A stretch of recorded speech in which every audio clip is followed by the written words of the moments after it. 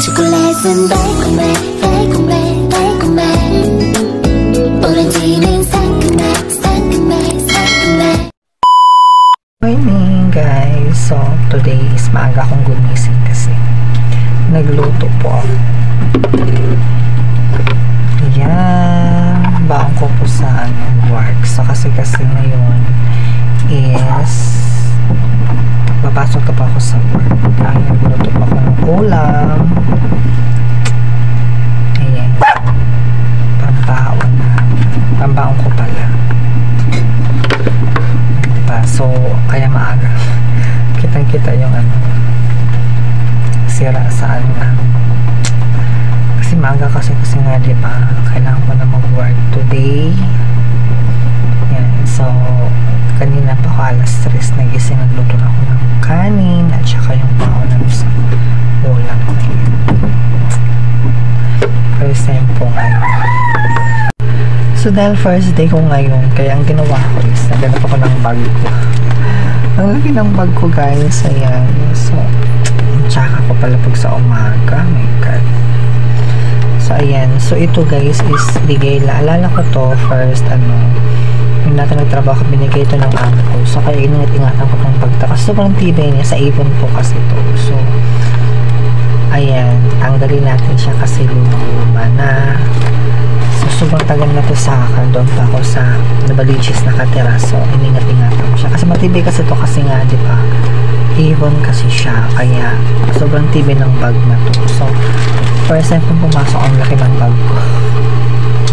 Ang dami kong gagawin ngayon kasi papainit ako ng tubig kasi nga diba malamig ngayon, and then kailangan yung susuot ko ngayon is white t-shirt, naka-pantalon, ganyan, factory kasi ang papasukin natin. So gusto ko meron akong medyas, gano'n. So nag-prepare ako, so tanggalin natin.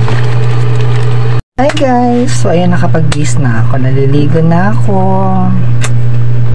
Ayan, so ganito lang, hindi ako naglulugoy sa buhok kasi alam mo na mainit kasi. So sa factory kasi, pag factory kasi ang trabaho mo, kailangan talaga nakaganito yung buhok mo kasi nga diba mainit doon. So ayan, so nag-ayos lang ako ng mukha ko. So mga pa naman ang pasok ko, sobrang aga.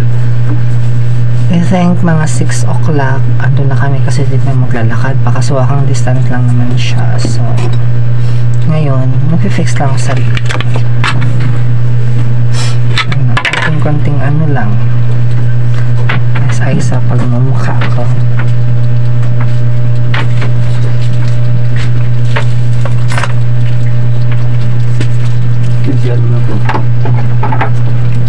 Ihatid daw kami ng baby ko mamaya kasi i-bike namin, ihatid kami, hindi may pasok din kasi siya, kaya sinasabay na rin siya sa akin parang nahatid niya ako nung sa pinapasukan namin. So mamaya ginagamit ko ito lang naman, a little paubos na nga siya, yung order na naman ako. Itong to guys, yung trending sa TikTok na YGS. So ito yung ginagamit ko, special yung every time pa nagba-vlog, nagla-live ako sa TikTok. So ito talaga yung ginagamit ko. And then ayun,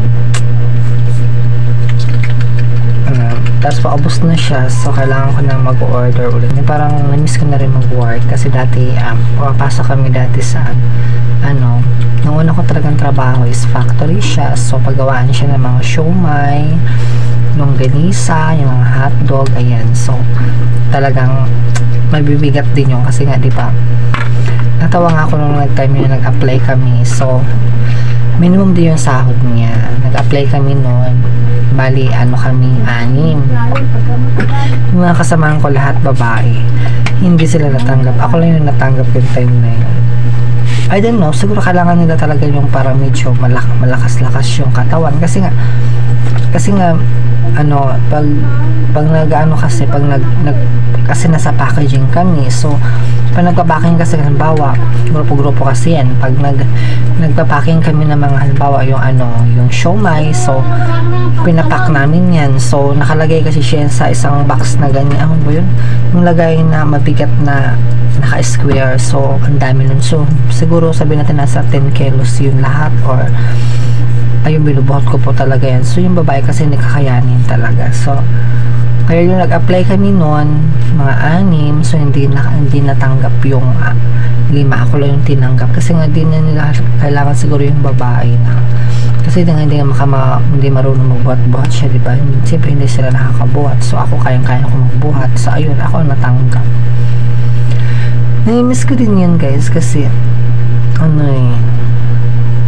pag may mga, halimbawa, may gagawin kami na hotdogs, pag may mga reject, yung mga putol-putol lang naman siya, so, pwede namin siya bilhin ng murang halaga, ganyan, so, ayun yung ginagawa namin, binibili namin siya, so, nakaka-save kami, and then, pag, halimbawa, mainit-init ang siomai, so, anytime, gusto mong kumain ka, diba, walang bawal, ganun siya, so, napakaganda rin yung trabaho na yun. Ayun nga lang, so hindi maganda yung agency na naghawak sa amin. Ayun, kaya ngayon sana maging okay, diba? So, absorb naman kasi first day pa lang naman ako ngayon. So, ayun, excited ang lola niyo. So, 3:00 maaga nagising. O, diba, papasok na kami. Ayun yung baby. Tapos gulong-gulong ako, tapos bigla malaglag yung cellphone ko. Ayan, back to work.